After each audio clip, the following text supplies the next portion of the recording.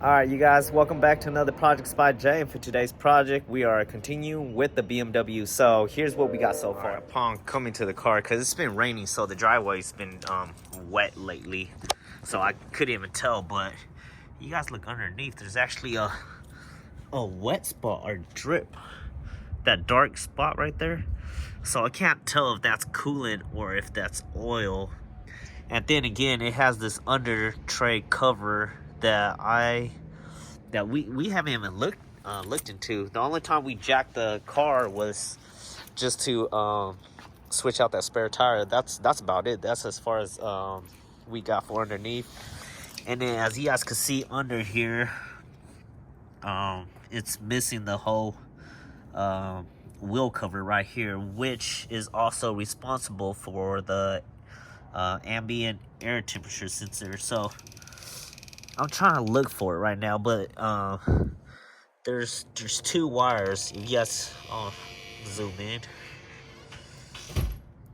If you guys can see, there's two random white wires right there. I just kind of got them wrapped around that wire so it doesn't go anywhere. But I originally thought they maybe go to this corner light right here, but it doesn't. It actually goes to the ambient air temperature sensor, which I was reading online that it could affect your car's temperature from turning on like the AC and stuff. So we did get a replacement for that. It came today, and got this one off of Amazon for like $10. So it does come with a plug and the wire attachment, and then I did get some more heat shrink. Here's another part that we had to switch out, and I didn't tell you guys a story about this, but yeah, the upper radiator hose. So here's the backstory to this. Story time. Okay, so when we first got the car, or not got the car, when we first went to go look at the car, we were able to jump the car, get it running, and before all that, we checked the oil. We forgot to check the coolant, right? So we started running the car. I noticed that the temperature was rising, and after that, we shut it off, waited about 30 minutes, and then we came and opened the reservoir, and there was nothing in there. So we put some coolant in there, and that was, I didn't know this was a bleeder valve, right? So we just poured it in without opening up the bleeder valve, and then whatever it was at for that stick to come up, it wasn't a lot, so I just assumed maybe that the engine still has some coolant in it. So we ran it, and at this point we were trying to air up the rest of these tires, right, just so we could roll it out of the way. And we left the engine running, and all of a sudden we forgot about we thought the overheating issue was fixed, right? And all of a sudden, boom, the top radiator hose right here popped off. And so as a temporary fix, I went and got this clamp, and I was able to just clamp it around there for the meantime. So far, if you feel underneath, it doesn't feel wet or anything, so it's holding, and it's holding pressure in there without leaking, so that's a good thing. But the thing is that this housing right here is just plastic, so the more you tighten this, the more that plastic just breaks, right? So I only put it on there just slightly tight, without breaking any more of the plastic, and that's why we had to order a new upper radiator hose to replace this one. So that's the story behind that. And then afterwards, I learned about the bleeder valve, and that when you're filling up with coolant, you have to open up your bleeder valve too. So yeah, there's that. So today's project is just replacing the upper radiator hose, and eventually we're going to try to get to the ambient temperature sensor.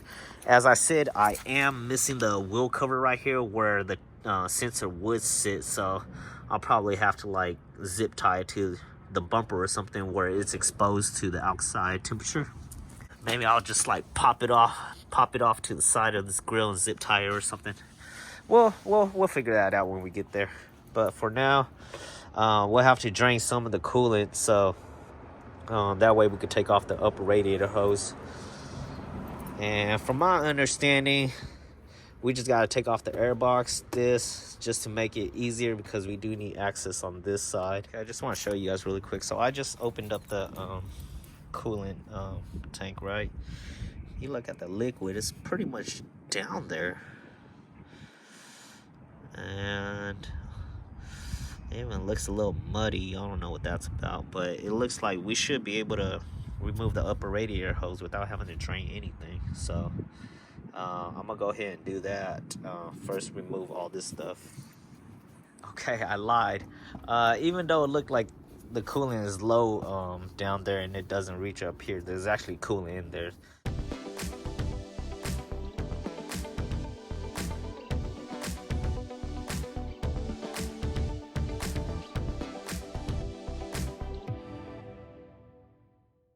Oh, and just in case you guys are new like me and you guys don't know how to remove the air intake box, these pins just pull up from here. And then if you're just trying to switch out just the filter, there's little clips on the side all around. So that's 2, 3, 4. This one's kind of tough to get to, but you should be able to get to it. And then 3, I mean not 3, 1, 2, 3, 4, 5. There's 5 total.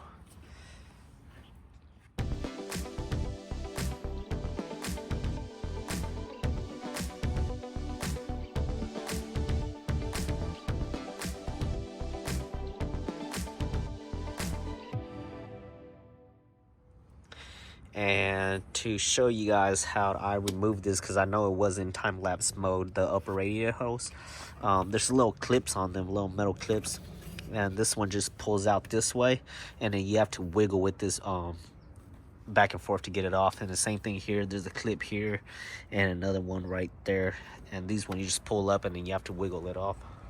And then when you put it back on, you also have to wiggle it back on too, or at least that's what I had to do.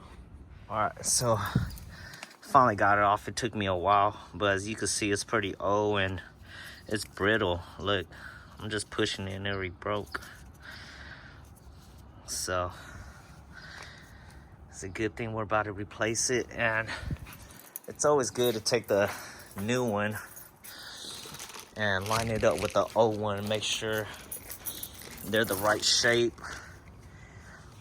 So ideally that would go in there and the right size. So here we go with the new one.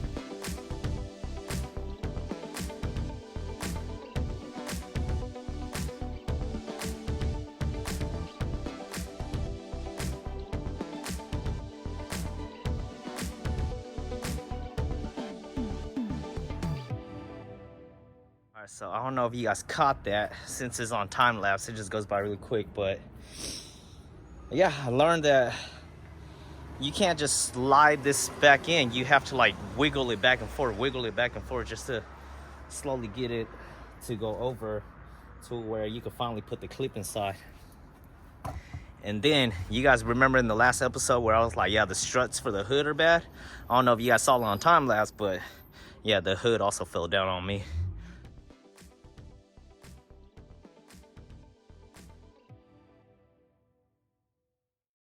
Luckily, it didn't hit my head, and I was already leaning over the car when it just kind of fell on my back, but it wasn't like like it fell. It slowly came down, just tapped my back. So yeah, I'm definitely gonna go find a stick to prop up this hood. All right, so I found this old clamp that we weren't using. I was just laying in the garage.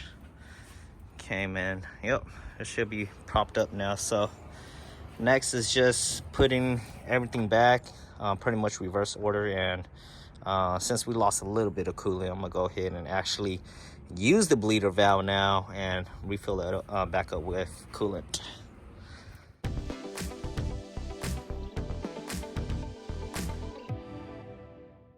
All right, so towards the ends, you guys can see I just basically just poured some water because I had some overfill and leak down, so just kind of trying to wash that out. Still got it open. I'm gonna go ahead and start the engine and see if the water pump just takes in a little bit more.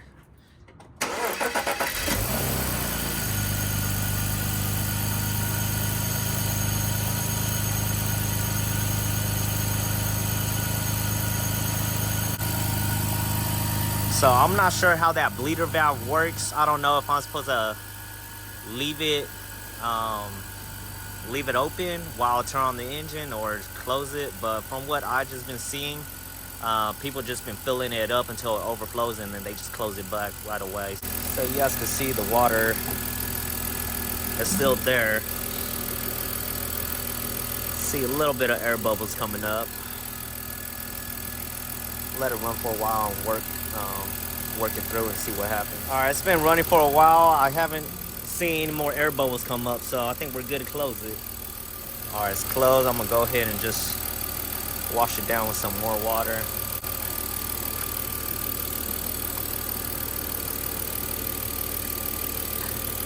And I'm sorry if some people are going to complain about the type of coolant I use. I know some hardcore BMW fans are going to tell me to use BMW coolant only, but this is all I had. And like I said, we're just trying to do the bare minimum to get this car to be able to pass emissions, and after it passed, then we'll actually start putting some money into this car. But so far,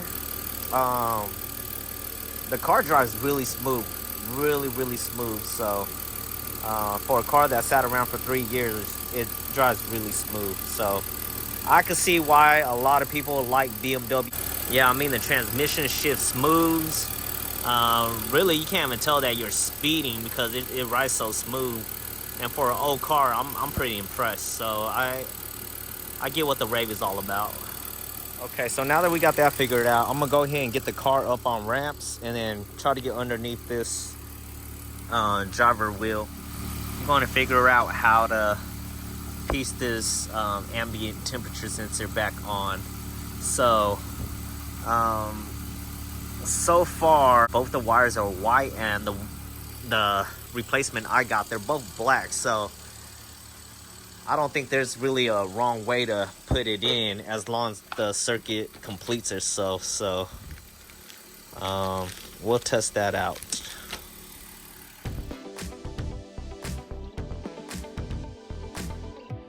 Take you guys underneath the car.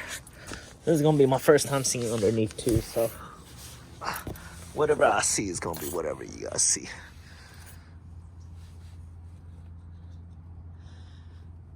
So checking out the suspension, and so far the car rides smooth. Even going over bumps and stuff, it rides really smooth. And so far all of these look like they're in pretty good condition. I mean, granted that they didn't really move anywhere. But yeah, let me try to switch the camera around. So,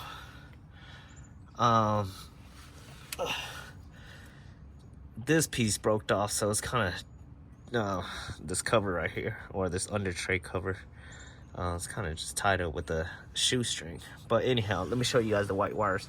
So, these are the white wires right here.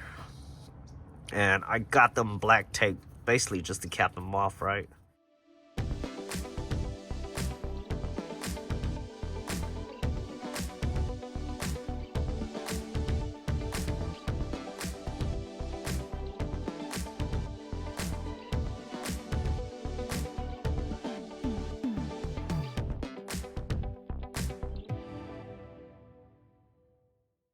Okay, that took me a while, and it was a pain in the ass to solder underneath because all that soldering just kept falling on my arm. So that burned a little bit, but here's how it looks. It's attached on the front grille. At least it's out of the way, right? I have to turn the camera and show you guys how it's mounted. But yeah, basically the two wires come down, and then I just kind of looped it around the wire that goes to the fog light right here, and that way it stays out of the way of the stays out of the way and doesn't get near the tire. So that's where it's at. All right. So before it just let me close the door. Before it just registered as 122 degrees on here. Oh, it worked. It worked. So originally when this first came out and it said 122, I thought it was the water temperature, and I was like, oh, cool. They actually have a number besides this gauge over here.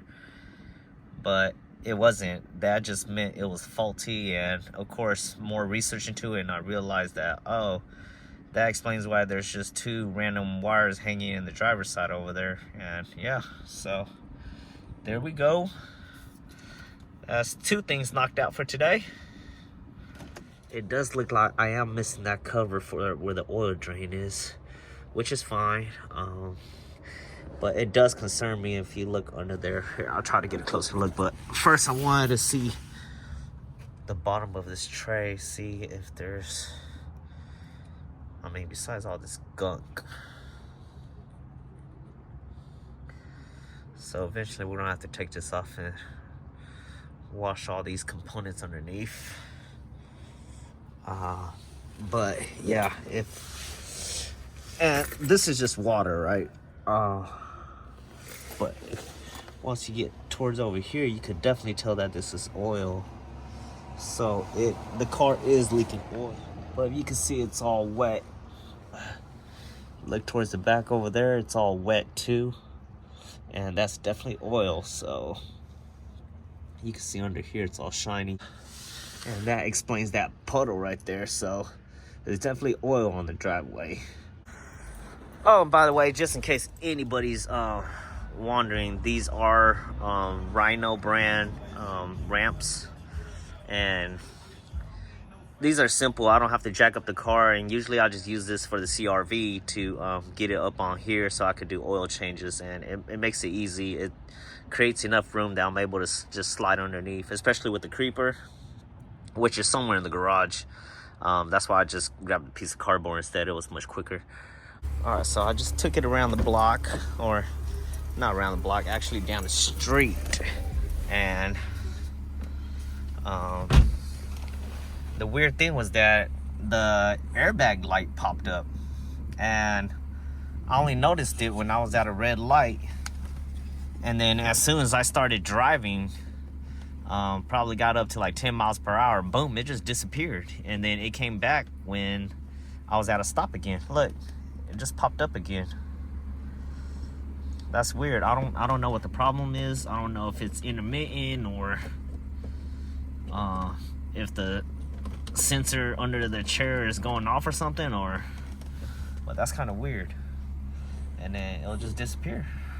And then here is about 5 seconds later, and look, the airbag light just disappeared again. So my temperature is still consistent, so I think refilling the coolant and not having any air bubbles in there was, I think I did a good job. The temperature is stable, so I just want to take the chance right now just to read up on the OBD or the monitoring cycles and see if any of them clear while I was on that drive. All right, so here's a quick little update. That little drive cleared up another monitoring cycle, so now we're only left with 3, and I couldn't record my phone because I had to use the phone to look up all the things that were still left. So good news is that there's only 3 things, which is the catalyst, the O2 sensor, heating, and the fuel efficiency or something like that. So there's only 3 things left, and I think those are the ones that you have to go on a long drive for. So this is a shorter video, but stay tuned for part 4.